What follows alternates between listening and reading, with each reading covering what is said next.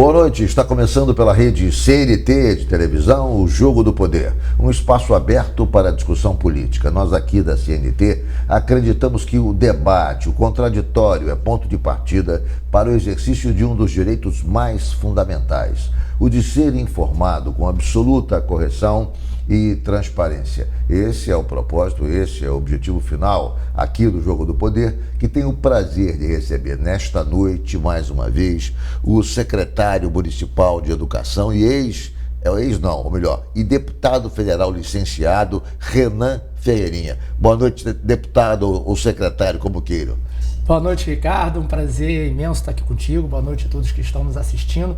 Muito bom estar aqui contigo nesse espaço tão democrático e tão importante para discutir a política do nosso estado, as políticas públicas e também do nosso país, e que você consegue representar tão bem. É um prazer recebê-lo, muito obrigado pelas palavras. Vamos começar falando um pouco dos avanços que você tem obtido à frente da Secretaria Municipal de Educação da capital.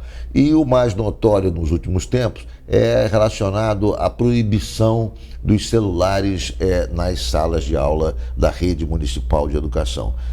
Depois de alguns meses, acho que 6 meses ou 3 meses, houve já, digamos, a mensuração do resultado prático dessa proibição, que eu queria que você comentasse com a gente. Os índices dos alunos melhoraram a partir dessa mudança. Eu queria que você explicasse para a gente, do ponto de vista prático, o que aconteceu, enfim, de avanço na educação a partir desse momento que o Rio de Janeiro proibiu a utilização de celulares em sala de aula.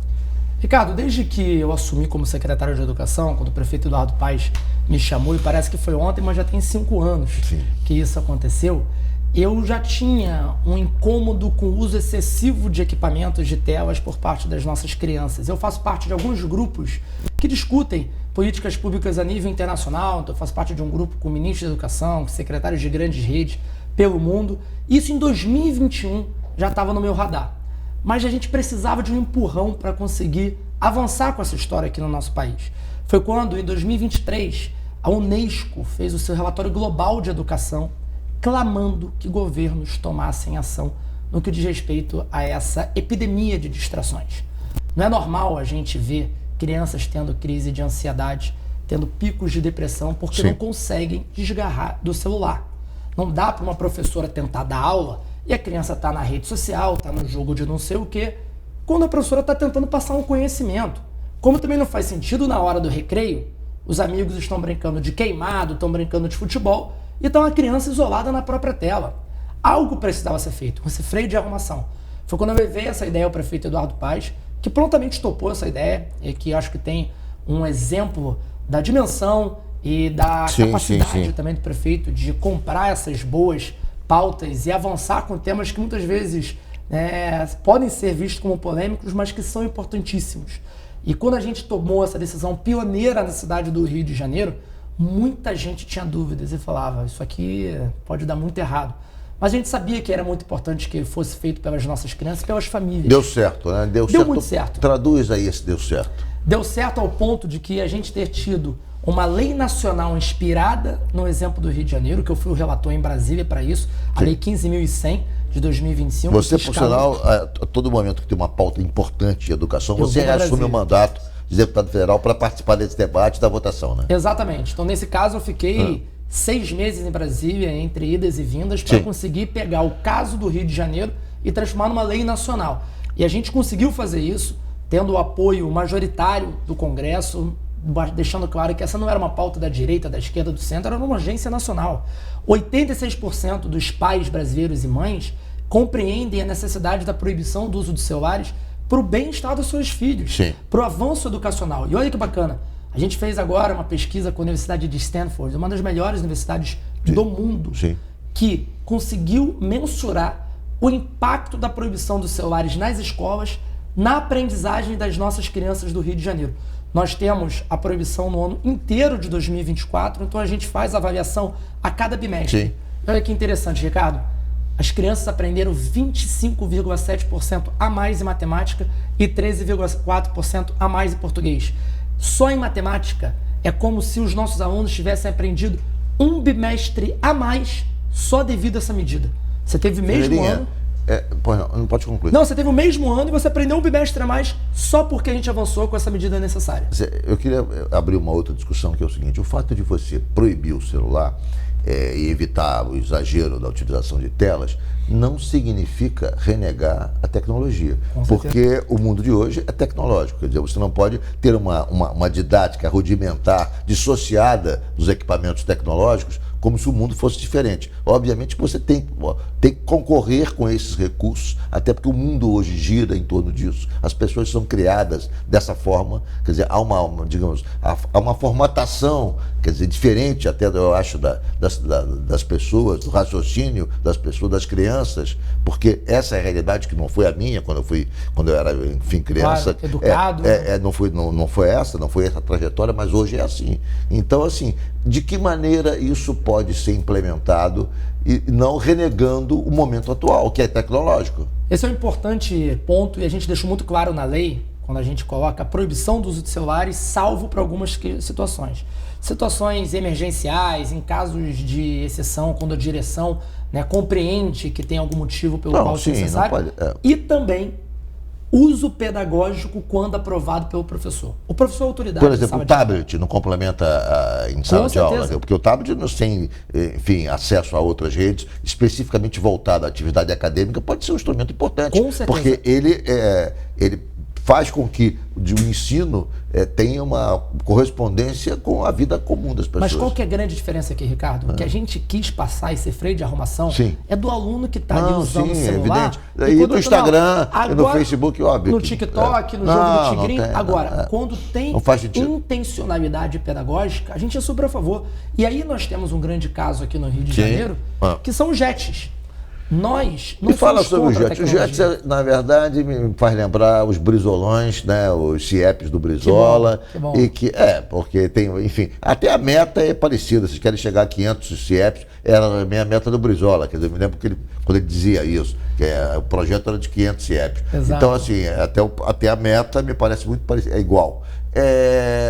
Obviamente que os JETs são os brizolões atualizados, né? O JET é o CIEP do século XXI. CIEP do século XXI.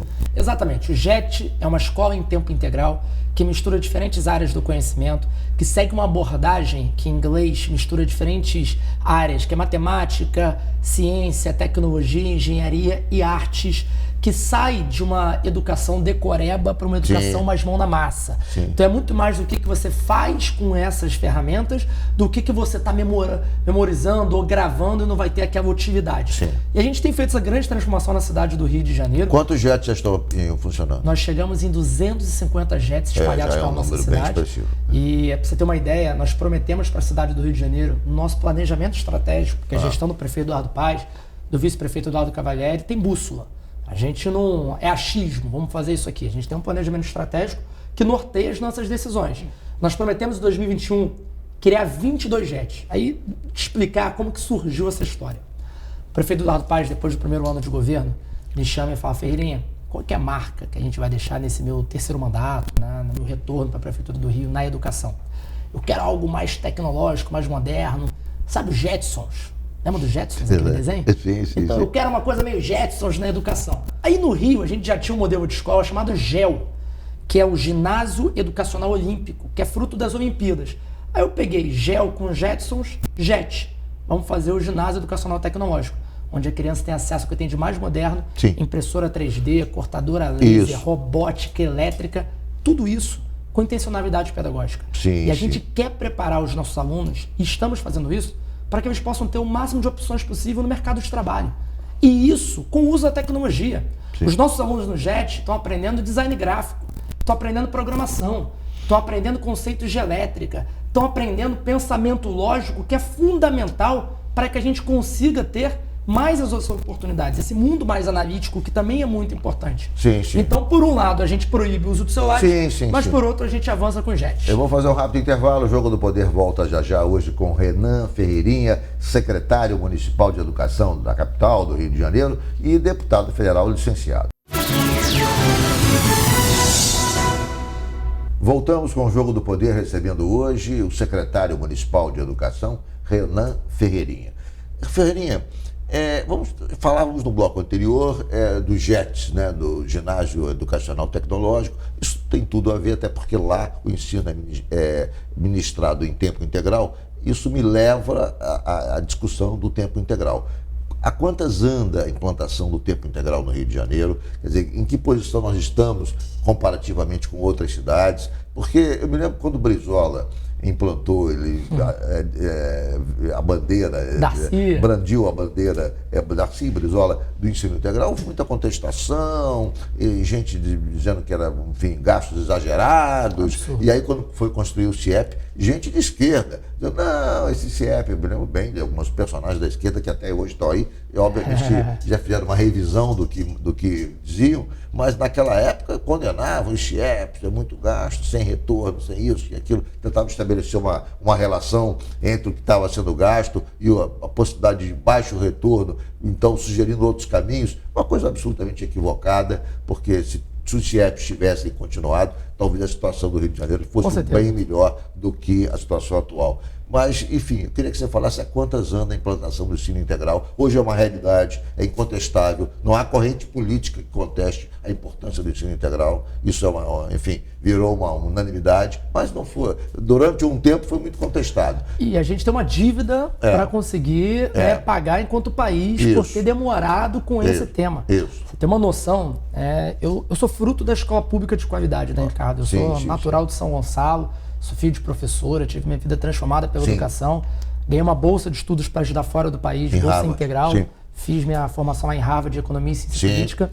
E quando eu cheguei lá em Harvard, eu, conversando com meus amigos que moravam comigo, né, os gringos lá, e eles perguntavam, né, como que era a escola no Brasil, e eu disse que eu só estudava de manhã. E olha que pergunta interessante um colega americano meu fez. Sua mãe também só trabalha de manhã? Porque a noção dele é que a escola tem que acompanhar a dinâmica familiar. Sim. E quando a gente fala de ensino integral no Brasil, escola de tempo integral, parece que a gente está falando sobre algo que é extra. A verdade é que o mundo que se desenvolveu pela educação entende que escola em tempo integral é só escola. A escola já é em tempo integral, não tem esse conceito da parcialidade do estudo.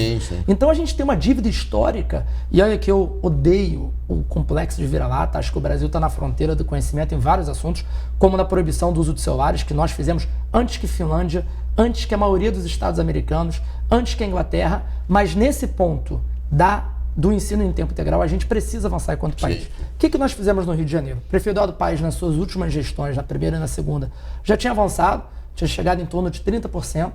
Depois, no governo anterior, não teve um avanço, né, sobre isso, antes do retorno do prefeito Eduardo Paes. E quando nós chegamos, nós pegamos de 30% e colocamos em 52% das matrículas da nossa rede em tempo integral. Já em tempo integral. Nós somos hoje a terceira capital do país em cobertura de ensino integral. A gente só está atrás de Fortaleza e de Curitiba.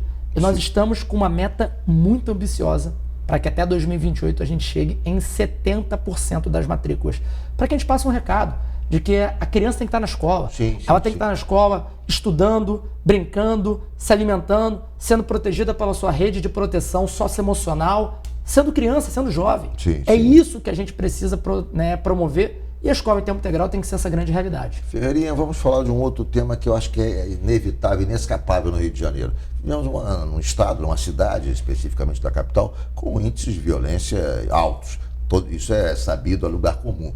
Mas como é que a educação, quer dizer, se relaciona com isso? Até que ponto? Recentemente o Sorange falou que unidades hospitalares, unidades de saúde, digamos, de forma geral, têm sido interrompidas por conta de episódios do crime organizado, enfim, confrontos ou assalto, ou determinação de grupos armados para que determinada unidade feche por conta, enfim, da atuação do crime. Mas o fato é que isso é fato recorrente. E na educação, como é que isso acontece? Quer dizer, escolas também são prejudicadas, são fechadas por conta da questão da violência na capital?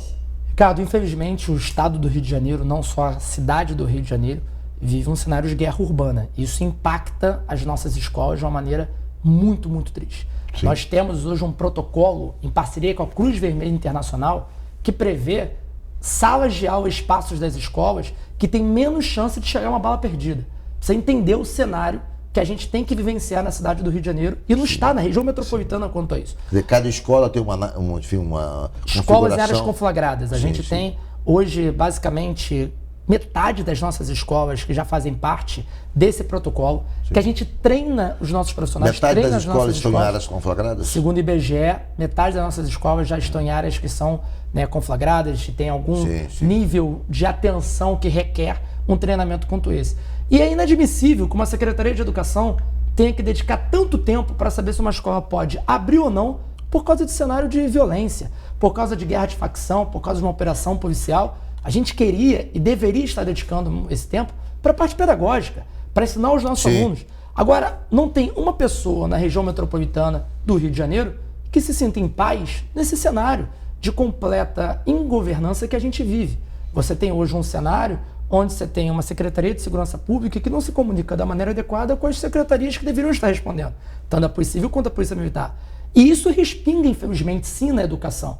Eu tenho mais de 500 escolas que já foram afetadas só em 2025 por causa de conflitos armados.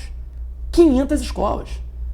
1/3 das nossas unidades, nós temos 1.557 escolas, já foram impactadas. Nós temos escola, Ricardo, que só em 2025 já ficou 20 dias letivos sem aula, porque teve algum conflito, seja de facção, seja porque teve alguma incursão policial. Que escola foi essa que chegou a ficar 20 dias? A gente tem uma situação hoje muito difícil na Vila Aliança. Praça Seca foi um local também muito afetado. Maré, é recorrente. Maré também, Complexo da Maré. Cidade de Deus são os locais que acabam concentrando mais. Mas a zona norte do Rio de Janeiro, em 2025, tem vivido, né, o subúrbio carioca, uma situação muito delicada. E o que a gente, né, quer deixar muito claro é que as escolas elas não podem ser... Existe algum contato de uma linha direta com o comando da polícia para informar dos locais de operação, portanto, suspender a aula? Enfim, qual é a linha de contato que vocês têm acordado? Existem protocolos estabelecidos com acompanhamento do Ministério Público, acompanhamento do Judiciário para isso. Nem sempre esses protocolos são seguidos como deveriam, mas por parte da educação a gente é muito rigoroso. Cada dia de aula que a gente pede é uma tragédia pra gente, mas a gente só abre as nossas escolas se tiver condições adequadas para isso. Agora, infelizmente, alguma coisa pode acontecer durante esse processo de funcionamento da escola. Nós temos na cidade do Rio de Janeiro o melhor centro de operações da América Latina, que é o nosso COR, o Centro de Operações Rio, que tem ali representantes das polícias, das Forças Armadas, dos diferentes órgãos do Estado, a nível municipal, estadual, federal, que ajuda muito na comunicação. Mas o cenário hoje de insegurança, de conflito na capital, na região metropolitana, prejudica e muito a prestação de serviços e não é diferente na nossa educação. Vamos a um rápido intervalo, o Jogo do Poder volta em 1 minuto, hoje com o Renan Ferreirinha. Voltamos com o Jogo do Poder, recebendo aqui Renan Ferreirinha, secretário municipal de educação aqui da capital e também deputado federal licenciado. Ferreirinha, estamos já, digamos, na pré-campanha para a sucessão estadual de 2026. 2026 vai ser um ano bastante efervescente do ponto de vista político, porque teremos eleição presidencial, eleição para o governo do estado, eleição para deputado, eleição, 2 vagas para o Senado, ou seja, uma eleição realmente trepidante. Até agora parece à frente, sem concorrente assim que ofereça perigo, e outros concorrentes, mas enfim, mas totalmente na liderança, isolado, o Eduardo Paes. Você acha que vai ser tão fácil assim, Ferreirinha? Ou seja, Eduardo Paes sem adversário, ou vai surgir alguém e a eleição vai ser, digamos, renhida, disputada? Ricardo, nós estamos há 1 ano de um pleito que pode definir o estado do Rio de Janeiro como nenhum outro. As pessoas acham que às vezes isso é clichê, mas a gente está numa eleição, prestes a entrar numa eleição, que a gente não pode permitir que o Rio de Janeiro entregue as chaves, por exemplo, para o crime organizado ou para a má gestão. Eu sou testemunha diária da capacidade administrativa, da capacidade de liderança, de conhecimento do prefeito Eduardo Paes na nossa cidade, como o grande gestor público do nosso país. O prefeito Eduardo Paes não é só o melhor prefeito do nosso país, mas é um prefeito que tem a dimensão que a gente precisa para conseguir administrar, seja uma cidade, seja um estado, seja um país, porque conhece, porque se importa, porque corre atrás. E tem uma capacidade de montar um time que dá sequência a isso. O que eu posso dizer é que o PSD certamente terá uma candidatura e que a gente vai entrar nessa eleição com muita força. O Estado do Rio de Janeiro não pode ter uma apatia e ter um vácuo nesse processo. Eu defendo muito que o prefeito Eduardo Paes consiga fazer com que a gente tire o Estado do Rio de Janeiro num cenário de chacota nacional. Porque, infelizmente, o que a gente passa nas diferentes áreas, seja em áreas diretas de serviço, seja na segurança pública, é uma chacota nacional. A gente precisa que a gente consiga ter uma liderança que passe para o povo esse planejamento, que passe para os servidores uma noção de que dá para fazer do Estado do Rio de Janeiro do seu potencial. E quando a gente vê tudo que foi feito na capital, tudo que foi possível de ser realizado com muito planejamento, não tem pirim-pim-pim, não tem fórmula mágica. Algumas provocações. Primeiro, dificuldade de Eduardo no interior. Como é que você vê essa crítica que é feita de maneira recorrente? Diz que Eduardo é muito bom na capital, tem muito prestígio, muito voto na capital, já mais de 60%, mas não consegue ainda chegar ao interior de maneira satisfatória.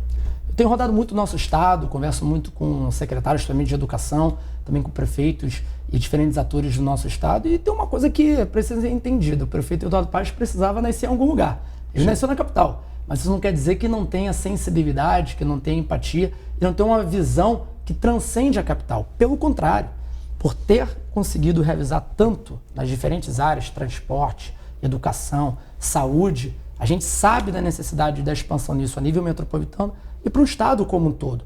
Agora, o que se precisa é das pessoas terem o contato, conhecerem, compreenderem o que foi feito. Qual é a transformação, por exemplo, que as Olimpíadas do Rio de Janeiro geraram em termos de legado para a nossa cidade. E que pode também, dessas grandes transformações, serem escaladas para o estado. Sim. Quando que a gente olha o que foi possível de ser feito na capital e o que foi possível de ser feito em outras cidades que também conseguiram fazer muito bem, e consegue ter mais esse pacto estadual, esse pacto federativo, que é muito importante. É preciso convencer o homem do interior, né, o interiorano, enfim, lá de Carmo, enfim, ou lá bem do interior, lá de Bom Jesus, seguinte, que o Eduardo, as pessoas têm já a sensação de que ele está fazendo uma boa administração. Mas tem a noção da boa gestão. Mas as pessoas têm dúvida se Eduardo Paes vai se preocupar com aquela micro-realidade de Bom Jesus, ou de Itabapoana, ou então ou de Carmo, enfim, lá do interior, lá do Grotão, já que Eduardo é tão cosmopolita, já que Eduardo é preocupado com as grandes questões nacionais, esse trânsito dele, esse verniz internacional que ele tem, se de um lado dá a ele essa dimensão no país, de outro traz desconfiança no homem do interior, que sabe, Eduardo vai cuidar de mim? Ou ele vai ficar cuidando, ou ele vai cuidar apenas, enfim, do Leblon, da zona, ou do Rio, digamos assim, e vai esquecer o interior. Falando aqui com uma pessoa que convive com ele diariamente, sim, mais do que a sua visão internacional, que é sim o prefeito mais internacional, porque quem é que tocou Copa do Mundo, Olimpíadas, Jornada Mundial da Juventude, Cúpula dos BRICS, G20, da sua dimensão nacional como presidente da frente. Mas o contraponto é isso, é o seguinte: ele é tudo isso, mas ele vai se preocupar aqui com esse grotão do interior do Rio. Com tudo isso que o prefeito Eduardo Paes representa, mas sabe o que mais importa para ele? Como que o povo de Urucânia, na extrema zona oeste, está passando. Como que o povo de Guaratiba, da Pavuna, de Freguesia, na Ilha do Governador, de cada canto da cidade, que ele tão bem conhece. Agora, a gente precisa ter, como qualquer momento da nossa democracia, os pleitos para isso. A gente está um ano de um processo, mas o prefeito Eduardo Paes tem todas as credenciais e todo um conhecimento e toda uma capacidade de execução que é muito ímpar. E eu não tenho dúvida de que o que o Rio de Janeiro mais precisa é disso. E disso passa também por um processo de a gente conseguir ter um fortalecimento de grupo, que é muito do que o PSD representa. Eu, por exemplo, me dedico a minha vida para a educação, quando tem temas nacionais, quando tem aqui. Você viu o papel que o nosso querido presidente estadual, Pedro Paulo, tem feito com a reforma administrativa, que é a grande pauta nacional para o país avançar. Com o conhecimento, com a capacidade de entrega, de mobilização. O Brasil tem que deixar de lado, o Rio de Janeiro tem que deixar de lado essas situações que são só fumaça e conseguir avançar com pautas concretas. É isso que eu vejo diariamente sob a liderança do prefeito Eduardo Paes e junto com o nosso time, junto com o Eduardo Cavalieri que tem conduzido também. Eu quero falar até do Eduardo, mas ainda na questão política, a outra, digamos, desconfiança que existe já no meio político. Será que o Eduardo vai conseguir granjear apoios? Porque ele está muito, enfim, a chamada política do Rio não está com ele, os partidos tradicionais, os partidos de centro e tal. Enfim, o que se convencionou chamar a política do Estado, de modo geral, enfim, não estaria com ele. Isso, portanto, a maioria dos prefeitos, a maioria dos vereadores do interior, a maioria das lideranças que são agrupadas, digamos, no outro campo, isso seria um óbice para que ele pudesse, porque, enfim, chegar lá ou vencer a eleição? Eu não vejo dessa forma. Eu converso com gente dos mais diferentes partidos do espectro que a gente tem partidário no nosso país. Sim. E existe, né, um reconhecimento claro do que o prefeito Eduardo Paes representa, do que o grupo representa. Agora tem momento para tudo. A gente está no momento agora de conseguir avançar com as políticas públicas necessárias, mostrar uma visão necessária para o Estado do Rio de Janeiro. O PSD tem claramente esse desejo de colocar uma candidatura aqui muito forte. Eu defendo muito que seja o prefeito Eduardo Paes, por reconhecer que ele é a única pessoa que tem a dimensão e a capacidade necessária para tirar o Rio de Janeiro do buraco. Agora, qualquer eventual desconfiança é superada com credibilidade. E credibilidade só se gera com tempo e trabalho. Ferreirinha, bom, na hipótese de Eduardo ser candidato e na hipótese ainda dele ser eleito, a prefeitura vai ser entregue a Eduardo Cavalieri. Outra questão, Eduardo Cavalieri, todo mundo, há um consenso em torno dele, ótima figura, bom de relacionamento, uma figura preparada, enfim, mas não teria um pouco de experiência, que só a quilometragem, só o tempo daria. Como é que você analisa, digamos, uma futura gestão de Eduardo Cavalieri, caso, óbvio, o outro Eduardo Paes se eleja governador? Ricardo, eu sou testemunha da inteligência ímpar, da capacidade de execução e da liderança do Eduardo Cavalieri, talvez como poucas pessoas. Eu e o Cavalieri passamos juntos na faculdade, a gente foi junto ali do ensino médio para a faculdade na FGV, depois eu fui estudar nos Estados Unidos, ele foi estudar na China, cada um tocando seus diferentes projetos. A gente se reencontra em 2018, quando ele decide ajudar o prefeito Eduardo Paes numa candidatura ao governo daquele ano. Eu já venho como candidato e o Cavalieri é um dos grandes expoentes da minha geração a nível nacional. Assim como a gente tem grandes nomes como João Campos em Pernambuco, como a Tabata em São Paulo, o Cavalieri tem uma capacidade já demonstrada e não precisa provar nada. Ele já foi muito bem eleito deputado estadual, um grande secretário da Casa Civil e tem feito já uma cogestão com o prefeito Eduardo Paes de tocar planejamento estratégico, de tocar grandes temas da nossa cidade. E eu conheço o Cavalieri muito antes dele ser um agente político. Eu tenho totais, condições de afirmar isso, que não tem mãos melhores para que o Rio de Janeiro, cidade, possa continuar com sua boa gestão. Mas isso só se passa em 2026, quando o Rio de Janeiro terá a oportunidade de fazer a sua grande escolha, que a gente não pode errar. Ferreirinha, e você? Vai ser candidato a deputado federal, à reeleição? Você em algum dia pensa também em tentar, digamos, ser prefeito da sua cidade de São Gonçalo? Qual é o seu projeto político? Eu tenho muita clareza do que a gente vem fazendo enquanto grupo. Eu comecei na política de uma maneira mais solitária, fui eleito em 2018 o deputado mais jovem do estado do Rio de Janeiro, tinha 24 anos de idade. Sim. E quando o prefeito Eduardo Paes me convida para ser secretário de Educação, eu passo a fazer parte de um grupo que eu tenho muita admiração, que eu tenho muito orgulho. Eu acredito que política se faz assim, em grupo.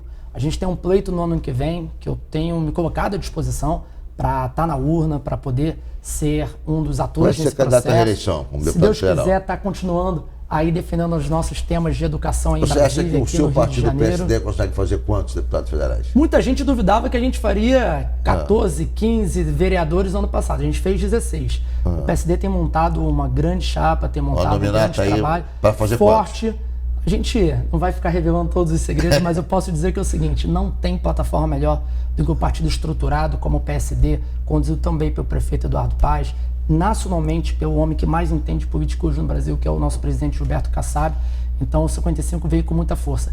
Eu espero poder contribuir muito, não só com o nosso partido, mas com as pautas nacionais. Renan Ferreirinha, obrigado por ter comparecido. Obrigado, foi um prazer enorme recebê-lo mais uma vez aqui no Jogo do Poder. Obrigado, Ricardo. Sempre uma honra e parabéns por tudo que você contribuiu para o nosso estado, para o nosso país. Muito obrigado pelas suas palavras, obrigado pela sua presença e obrigado a você também que nos acompanha pela rede CNT de televisão. O Jogo do Poder, como sempre, volta no próximo domingo às 23h20. Muito obrigado pela sua audiência. Tenham todos um bom final de domingo e uma boa semana. Até lá.